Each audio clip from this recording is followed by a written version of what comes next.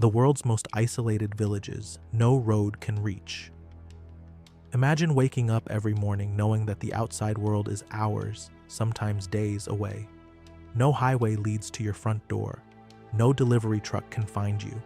The only way in is a boat, a mule, a helicopter, or your own 2 feet. Across this planet, there are still places like this. Communities that never surrendered to convenience. Places where geography itself decided who gets to stay and who gets turned back. Today, we are traveling to the villages that modern infrastructure forgot. Places carved into cliffs, buried inside canyons, floating above fjords, and hidden deep inside jungles where GPS signals fade and roads simply give up. These are not ghost towns. People live here. They raise families, run small shops, tend animals, and watch the seasons change in landscapes most of the world will never set foot in. Let's begin Supai, Arizona, the village at the bottom of the canyon. Deep inside a side canyon of the Grand Canyon, on Havasupai tribal land, sits the most remote community in the continental United States. Supai village has no road connection to the outside world at all. None. Not a dirt track, not a gravel path.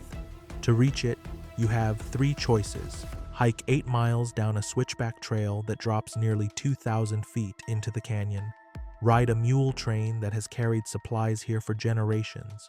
Or take a helicopter that lands on a dusty pad beside the village, weather permitting. Everything the village needs, mail, groceries, building materials, even furniture, arrives the same way. The United States Postal Service still delivers mail by mule here, one of the last places on Earth where that is true. What makes Supai extraordinary isn't just the isolation, it's the reward waiting at the end of the trail. Havasu Creek runs through the canyon in a shade of blue-green that looks almost artificial, spilling over travertine ledges into waterfalls with names like Havasu Falls and Mooney Falls. The rock walls rise hundreds of feet on either side, painted in shifting bands of red and orange as the sun moves across the sky. The Havasupai people have lived in this canyon for centuries, adapting their entire way of life to a landscape that offers no shortcuts. Every visitor who wants to see the falls must first commit to the descent, and that commitment is exactly the point. This is a village that cannot be stumbled upon. It has to be earned. If you have ever hiked somewhere just to see if you could make it, drop a comment telling us where. La Rinconada, Peru, life above the clouds. High in the Peruvian Andes, above 16,000 feet, sits the highest permanently inhabited settlement anywhere on the planet. La Rinconada clings to the base of a glacier, so far above sea level that the air itself becomes a daily obstacle. There is a road here now, but it is a brutal one, carved along the edges of steep mountain slopes with drops that make even experienced drivers grip the wheel a little tighter. Before that road existed, everything, people, animals, tools, food had to be carried up on foot or by pack animal through thin, freezing air. The town exists because of gold. Miners came generations ago chasing veins buried inside the mountain, and a settlement grew around the mines almost by accident. There was no city planner here, no zoning board, just tin-roofed houses stacked against each other, climbing the mountainside in chaotic, colorful rows. At this altitude, ordinary tasks become extraordinary. Boiling water takes longer. Every uphill walk leaves you breathless. Oxygen is thinner, cold is constant, and the glacier above the town, once a source of drinking water, has been retreating for years. And yet, thousands of people call this place home. Miners work day and night deep inside tunnels carved into the rock, chasing a resource that has shaped the town's entire identity. La Rinconada is proof that human beings will build a life anywhere, even in conditions that seem to work against survival itself. Gasadalur, Faroe Islands, the village behind the waterfall. On the remote island of Vagar in the Faroe Islands, a tiny village called Gasadalur sat cut off from the rest of the archipelago for most of its history.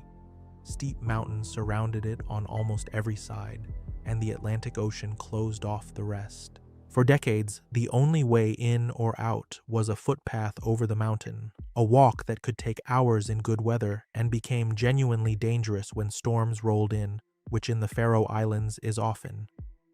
Mail carriers made the crossing on foot regardless of conditions, and residents who needed supplies from the nearest town had no alternative but to climb.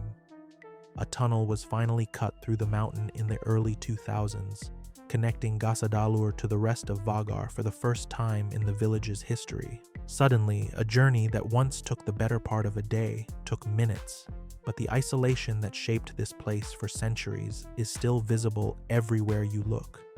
A handful of turf-roofed houses sit above a dramatic cliff, and just beyond them, a waterfall called Mulafosur drops directly into the sea, framed by black cliffs and rolling green hills that seem to belong to another era entirely. Sheep graze along slopes so steep they look impossible to stand on. Clouds move fast and low, sometimes swallowing the entire village in mist within minutes. Gasadalur remains one of the most photographed spots in the Faroe Islands, not because it is easy to reach, but because for so long it wasn't. Whittier, Alaska, the town inside one building. Most towns spread outward. Whittier, Alaska, folded inward instead. Nearly the entire population of this small coastal community lives inside a single 14-story building called Begich Towers, a structure built originally as army housing during the Cold War. Whittier sits at the edge of Prince William Sound, surrounded by glaciers, steep mountains, and water that stays cold enough to be dangerous year-round. For decades, the only way to reach the town was by boat, since the surrounding terrain made road access nearly impossible. Eventually, a tunnel was blasted through solid rock to connect Whittier to the outside world.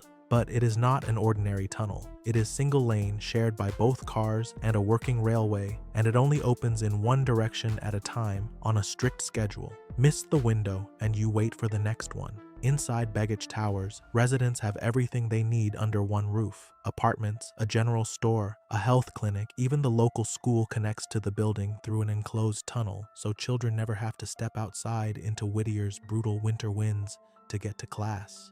Outside the walls of the town, the scenery could not be more dramatic. Glaciers calve into the sound with a sound like distant thunder. Waterfalls streak down cliff faces that plunge straight into the sea. Whittier is a place where nature's scale is so overwhelming that humans chose to build inward rather than compete with it. Would you want to live in a town where almost everyone lives inside one single building? Let us know below. Zhangjiajie's cliffside hamlets, China's vertical world. In Hunan province, China, the towering sandstone pillars of Zhangjiajie rise like stone columns holding up the sky. These formations, famous for inspiring the floating mountains in a well-known fantasy film, hide small hamlets tucked into valleys between the peaks. For generations, some of these communities were reachable only by narrow mountain paths carved directly into the rock, footholds cut by hand over centuries so that farmers and traders could move goods between villages separated by sheer cliffs. In the mist, the peaks appear to float above the valley floor, and the paths connecting the villages seem to disappear into the clouds entirely. Modern cable cars and elevators, including one of the tallest outdoor elevators on Earth, now carry visitors up through the cliffs in minutes. But the villages tucked into these valleys still carry the rhythm of a slower, older world. Terraced fields wrap around impossible slopes. Wooden homes with curved rooftops sit beneath pillars that rise thousands of feet overhead. Morning fog rolls through the gorges almost daily, hiding entire mountains from view, before slowly revealing them again, one silhouette at a time. It is easy to understand why this landscape has inspired centuries of poetry and painting. Zhangjiajie doesn't just isolate its villages physically, it isolates them inside a landscape that barely looks real. Itokortormiit, Greenland, the loneliest town on Earth. On the eastern coast of Greenland, facing one of the largest fjord systems in the world, sits a town so remote that its nearest neighboring settlement is roughly 800 kilometers away. Itokortormiit has no roads connecting it to anywhere else on the planet. For most of the year, the surrounding sea ice makes boat travel impossible, leaving small aircraft as the only realistic way in or out. Even flights are unreliable, grounded frequently by Arctic weather that can shift from clear skies to whiteout conditions within the hour. Roughly 300 people live here, in brightly painted wooden houses that stand out sharply against the endless white and gray of the Arctic landscape. The colors were originally practical, a way for hunters returning from the ice to spot their homes from a distance. But today, they give the town an almost cheerful appearance despite the harshness surrounding it. Polar bears are a genuine daily concern here, common enough that residents carry rifles when leaving town on foot, not out of aggression but necessity. Icebergs, some as large as buildings, drift silently past the coastline, calved from glaciers deep within Greenland's interior. Winters bring weeks of near total darkness. Summers bring the opposite, sunlight that barely dips below the horizon. Itakortormiit exists at the edge of what human settlement can endure, and yet its residents describe a fierce attachment to a place most people would find unbearable. If you're watching this from somewhere with 4 full seasons, imagine trading it for 6 months of darkness. Type your reaction in the comments. Trango and the Karakoram villages, Pakistan's vertical frontier. In northern Pakistan, the Karakoram Range holds some of the most extreme terrain on the planet, home to peaks that rival Everest in difficulty if not always in height. Scattered through these valleys are small villages that exist at the very edge of livable altitude, connected to the rest of the country by roads that wash out every year and paths that climb along the edges of glacial rivers. Communities here have adapted to conditions that would defeat most agricultural systems. Terraced fields climb impossibly steep slopes, irrigated by meltwater channeled down from glaciers through networks of stone canals that have been maintained by hand for generations. Traveling between villages often means crossing rope bridges suspended above roaring rivers, structures that sway with every step and offer views straight down into whitewater rapids far below. Some of these bridges have been rebuilt so many times that no one in the village remembers who built the very first one. Above the villages, granite towers rise thousands of feet into the sky, among them formations so sheer that they attract elite climbers from around the world every summer. For the people who live beneath these peaks year-round, the mountains are not a challenge to be conquered. They are simply home, the backdrop to daily life, farming, herding, and enduring winters that can cut villages off from each other for months. Anafi and the cave villages of the Aegean scattered across the smaller, lesser-known islands of the Aegean Sea, a handful of villages carry on a tradition of building homes directly into hillsides and volcanic rock, creating structures that are part house, part cave. Anafi, one of the quietest and least visited islands in Greece, is home to communities like this, built so deliberately that they blend almost invisibly into the landscape from a distance. Ferry service to these islands has always been limited and weather dependent, and rough seas can cancel connections for days at a time. Before regular ferry routes existed at all, reaching these islands meant depending entirely on small fishing boats and favorable winds. The homes themselves are built to survive brutal summer heat and fierce winter winds, known locally as the meltemi, which can gust powerfully enough to make walking difficult. Thick stone walls and partially underground construction keep interiors cool in August and insulated in January, a building technique refined over centuries of trial and error rather than modern engineering. Life on these islands moves at a different pace, shaped entirely by the ferry schedule and the whims of the sea. Residents describe a rhythm of existence that mainland visitors often find disorienting at first and deeply peaceful once they adjust.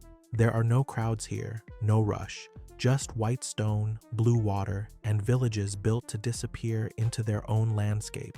Iwokrama and the rainforest villages of Guyana deep inside the Guyanese rainforest, along winding rivers with no roads anywhere nearby. Small indigenous communities live much as they have for generations, connected to the wider world almost exclusively by water and, occasionally, by small aircraft landing on grass airstrips cut out of the jungle. The Iwokrama forest surrounding these communities is one of the largest intact tropical rainforests left on the planet, home to jaguars, giant river otters, harpy eagles, and species found almost nowhere else on Earth. Villages here are built along riverbanks, using materials harvested directly from the surrounding forest, homes raised on stilts to survive seasonal flooding. Travel between villages often means hours in a small motorized canoe, navigating rivers that shift course with the seasons and require intimate local knowledge to read safely. Rapids, fallen trees, and sudden weather changes make river travel here and skill passed down rather than something a map alone can teach. At night, the forest becomes a wall of sound. Insects, frogs, distant howler monkeys, all layered over rivers that never stop moving. Villages here rely on generators for a few hours of electricity each evening, and beyond that, darkness belongs entirely to the forest. For the people who live along these rivers, isolation isn't a hardship to escape. It is the foundation of an entire way of life built around water, wood, and patience.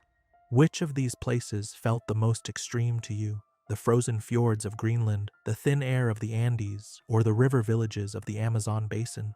Tell us in the comments below, and don't forget to subscribe for more journeys to the edges of the map. Longyearbyen, Svalbard, the northernmost town with rules unlike anywhere else. Far above the Arctic Circle, closer to the North Pole than to most capital cities, sits Longyearbyen, the largest settlement in the Svalbard archipelago. This is a town built almost entirely around its isolation, and that isolation comes with rules found nowhere else on Earth. By local regulation, no one is allowed to die here. It isn't a joke or a superstition. The permafrost beneath the town never fully thaws, meaning bodies buried in the ground do not decompose in the usual way. So residents facing terminal illness are flown to mainland Norway instead. The town's small cemetery stopped accepting new burials generations ago. Polar bears outnumber people in the surrounding wilderness, and it is illegal to leave town without carrying a rifle for protection, a rule taken seriously by locals and visitors alike. Storefronts display signs warning travelers, and even school children learn bear safety alongside ordinary lessons. For months each winter, the sun never rises above the horizon at all, plunging the town into a blue twilight that residents have learned to structure their entire lives around. Then, for months each summer, the opposite happens, and the sun simply never sets, circling endlessly overhead. Longyearbyen exists because of coal mining originally, though tourism and Arctic research now sustain much of the local economy. The nearby global seed vault, carved deep into a mountainside, stores backup samples of the world's crop seeds, an insurance policy against global catastrophe, chosen for this location specifically because of how remote and geologically stable it is. From canyon floors reached only by mule, to mountain towns where the sun disappears for months, to river villages accessible only by canoe, these places share something beyond geography. They represent a choice made generation after generation to stay somewhere the rest of the world finds nearly impossible to reach. In an age where almost every corner of the planet has been mapped, photographed, and reviewed online, these villages remain something rarer. Places that still require effort, patience, and a willingness to be genuinely far from everything familiar. Maybe that is exactly why they still matter, not despite the difficulty of reaching them, but because of it. If this journey took you somewhere you never expected, hit like, subscribe for more, and tell us in the comments which of these isolated corners of the world you would visit first.